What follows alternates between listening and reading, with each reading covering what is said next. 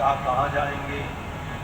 भगवान ने कहा इस बार लीला पूर्ण करके मैं भागवतारणों में प्रवेश कर जाऊं। और ये भागवत रूपी जो अर्णव समुद्र है, इसी भागवत में भगवान ने अपनी ज्योति को प्रतिष्ठित कर दिया उद्धव के सम्मुख।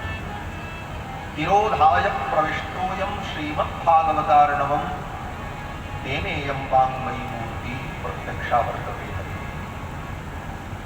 तिरोधाय प्रविष्टोयम, अपनी ज्योति को तिरोहित करके भगवान श्रीमद्भागवत में प्रविष्ट हो। तेनेयम वाङ्मयी मूर्ति, इसीलिए भगवान की ये वाङ्मयी मूर्ति है, शब्दमयी मूर्ति है श्रीमद्भागवत का प्रत्यक्ष मूर्ति। श्रीमद्भागवत शास्त्र को सुंदर वस्त्र में वेष्टित करके सिंहासन पर विराजमान करके इनकी आरती उतारो, भोग लगाओ, यही साक्षात कृष्ण है, अंतर नहीं। तेनेयम वाङ्मयी मूर्ति प्रत्यक्षा वर्तते हरे, ऐसा ये दिव्य ग्रंथ परमहंसों की संहिता और समस्त वेदांत का सार, सर्व वेदांत सारम ही श्री भागवतमिष्यते।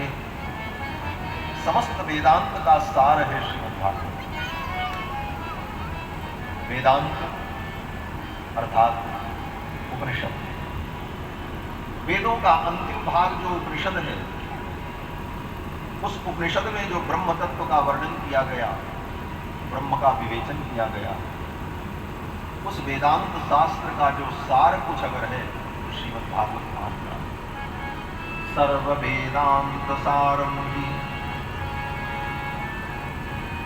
और आचार्यों ने तो कहा है कि न वेदांतात् शास्त्रम न मधुमथनात् तत्त्वमधिकम, वेदांत से बढ़कर के कोई शास्त्र नहीं है और मधुमथनात् तत्त्वमधिकम, मधुमथन भगवान गोविंद के से बढ़कर कोई तत्व नहीं। कृष्णात् परम किमपि तत्व अहम न जाने, रामान् नास्ति परायणं परतरम्, भगवान से बढ़कर कोई तत्व नहीं है, वेदांत शास्त्र से बढ़कर कोई शास्त्र नहीं। और वेदांत शास्त्र का ही सार श्रीमद्भागवत महापुराण है। वेदांत में जो दूसरा सूत्र है, उसी सूत्र के शब्दों से श्रीमद्भागवत की शुरुआत होती है। वेदांत का पहला सूत्र है अथातो ब्रह्म जिज्ञासा, और दूसरा सूत्र है जन्माद्यस्य यतः।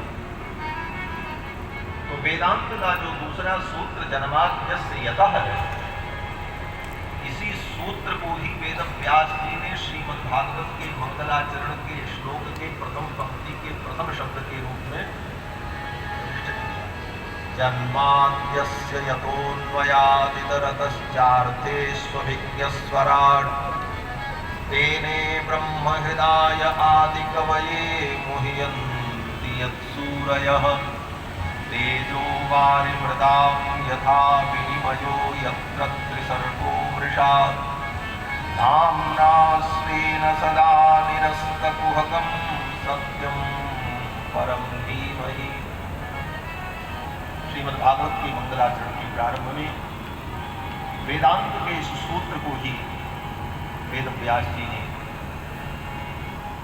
प्रतिष्ठापित किया और ये संकेत किया कि ये श्रीमद्भागवत महापुराण वेदांत का सार है, वेद रूपी वृक्ष का पका हुआ गलित फल है और भक्ति ज्ञान वैराग्य का संवर्धन करने वाला है। यत्र ज्ञान विराग भक्ति सहितम पारम परम कीयते, जिस श्रीमद्भागवत महापुराण में ज्ञान वैराग्य भक्ति के सहित परम तत्व परमात्मा का गान किया। श्रीमद्भागवत जी की जो परंपरा है, परंपरा के अनुकूल श्रीमद् भागवत की कथा के पूर्व श्रीमद् भागवत महापुराण के महात्म्य को श्रवण किया जाता है। इसकी महिमा क्या है, इसका फल क्या है? कारण